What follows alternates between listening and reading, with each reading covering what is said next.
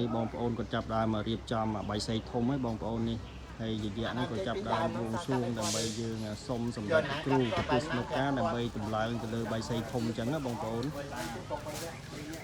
នេះកូនចៅរៀបចំឲ្យដើម្បីសុំសម្រាប់គ្រូទៅទីប្រពៃស្នុកការមេដាធំដើម្បីកូនចៅតម្លើងបៃសីហ្នឹងដើម្បីឲ្យរលូនហើយល្អ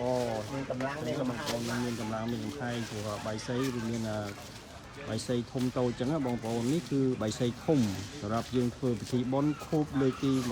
25គឺចិត្តចូលម្ដងហើយបងប្អូននៅខ្វះតែមួយថ្ងៃទៀតទេគឺនៅថ្ងៃទី12 13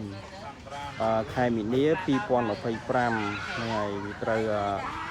14 កើត100ឆ្លងអញ្ចឹងណាបងប្អូនអញ្ចឹងសូមបងប្អូនអញ្ជើញពុទ្ធបរិស័ទទីចិត្តទីឆ្ងាយចូលរួមឲ្យបានច្រើនកកនៅប្រាសាទវិមានខអណ្ដែតពុះពីកងខេត្តកណ្ដាលផលលោកតាបោះមកទុអេសីកលីមកព្រំពលលោកពីលោកតាគង់លំអញ្ចឹងណាបងប្អូនចឹងសូមអញ្ជើញចូលរួមឲ្យបានច្រើនកកហើយរកកំហុសឆ្គងដែលខ្ញុំបាននិយាយទៅមានការលើកដល់ប្រការណាមួយនោះសូមមេត្តាខន្តីពីសំណាក់អាដាមលោកទីវភីទីចិត្តទីឆ្ងាយទាំងក្នុងក្រៅប្រទេសផងដែរសូមអរគុណសូមជម្រាបលា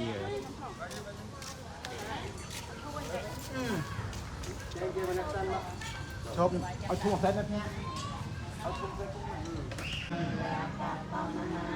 ប្រសាបំផាន់ខ្ញុំសូមលំអងកាយវាចាចិត្តដោយអាចយ៉ាងខ្ញុំលើកហាត់បងគុំសូមកំចាត់បងសាត្រូវនានាទុកសោរោគាវិញ្ញាទៅវងអ្នកមោទនសាភិក្ខវតោអរហតោសម្បណ្ដាសនមោតាសភិក្ខវតោអរហតោបណ្ដាសនមោតាសភិក្ខវតោអរហតោនៃខ្ញុំព្រះ